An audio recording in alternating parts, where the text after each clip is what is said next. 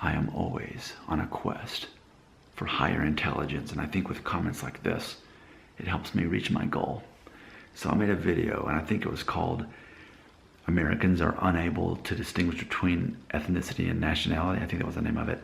So Jim McGrath, thank you in advance for your wisdom. Here's what Jim McGrath said, quote, I think some of the confusion could come from the fact that when Americans ask each other about their background and they say, oh, I'm Irish, for example, to Irish people like me, it sounds like they are claiming to be that nationality when they aren't. However, I understand that in reality, what they are saying is just for shorthand for I am of Irish heritage. And they aren't actually claiming nationality, just ethnicity. I think some people may also just get the words nationality and ethnicity mixed up. It's an easy mistake to make, end quote. I love that. Now here's what I'm going to say. This is my perspective as an American. Now keep in mind, if you're not American, a lot of the things I say sound ridiculous, uneducated, ignorant, silly, and to you they are, because I'm speaking from an American cultural perspective. And I think Jim made such a great point. In America, do we know that there's a difference between ethnicity and nationality? We do. But my response to that is we don't really care, because in America, we're all mixed. And for someone who knows more of what that mix is, they just kind of latch on to that and identify. If a guy's last name is O'Donnell, then it's quite likely he's going to play that up. And I hear this all the time, and I'm not trying to be stereotypical. I'm repeating back to you what I've heard all my life. If a guy's last name is O'Donnell or McDonald, he's likely to say something like, you better watch out for my temper. I'm Irish, you know, something like that. And why does that happen? I think for Americans, that's as good as it can get as far as us having an identity. I think part of the American identity is not knowing really what you are and wanting to know that, because we were established as such a melting pot as we are. Most of us don't really know our history, but we want to. It's just part of our culture. So if we can find something to latch onto, then it gives us a heightened sense as an American where we came from. So, but it's totally true that that's what we tend to do. Now imagine this. People give me a hard time for not knowing or caring much about the European map, and I really don't care about the European map. I don't care. It's irrelevant to me. It's not helping me in life. It would help me no more than memorizing all the countries in Africa or the Middle East or Asia and doing a blind puzzle piece and put them all together. Wouldn't help my life at all, okay? And I think that's how a lot of Americans are. It's irrelevant to us. It's like, oh, you got your own map? Great. Okay, I don't need to know it. And I think even that sounds ignorant to people outside of the United States, especially the Europeans. But here in America, I'm giving you a perspective of Americans. I'm not justifying, I'm telling you culturally what it's like to be an American. We live in a nation, a large nation, of 50 different states.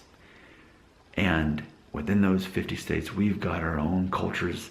Like, I'm in the South. We've got our own culture here compared to where my wife is from, out west in Northern California, right?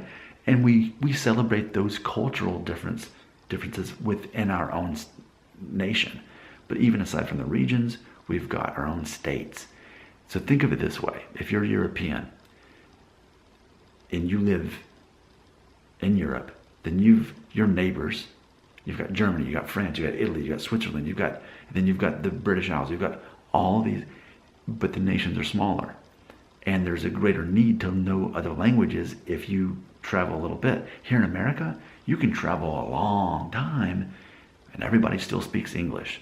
They may recognize your accents to be from a different region, but ultimately you're American and you're ethnically is mixed and most likely of European descent as they are.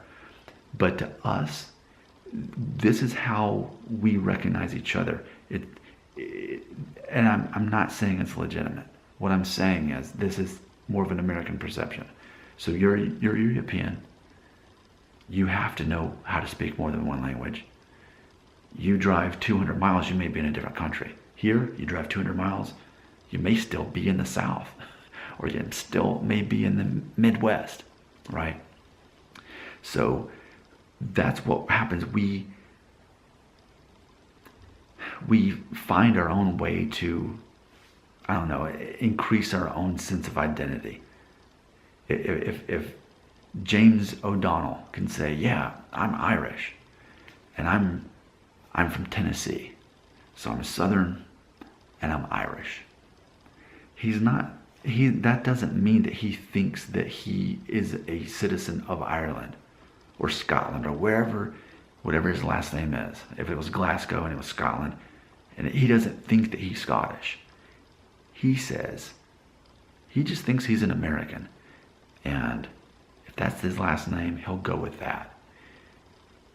You might even say that we're desperate to have an identity. Maybe we are. I don't think that's a bad thing. I just think that part of our culture is we love to try to figure out exactly who we are and where we came from. We don't think that we are actually part of the nationality of that. We just know that a couple hundred years ago, some people got on a boat, survived, and started here. And yeah, they married with lots of other people, other nationalities and ethnicities or whatever it is. It's not that we don't know the difference between ethnicity and nationality. It's that we don't care. Again, as a European, it's tempted for you to hear that and think, oh, you Americans are so ignorant. Don't think that. Just think that's American culture. That's all they got. They go with what they got.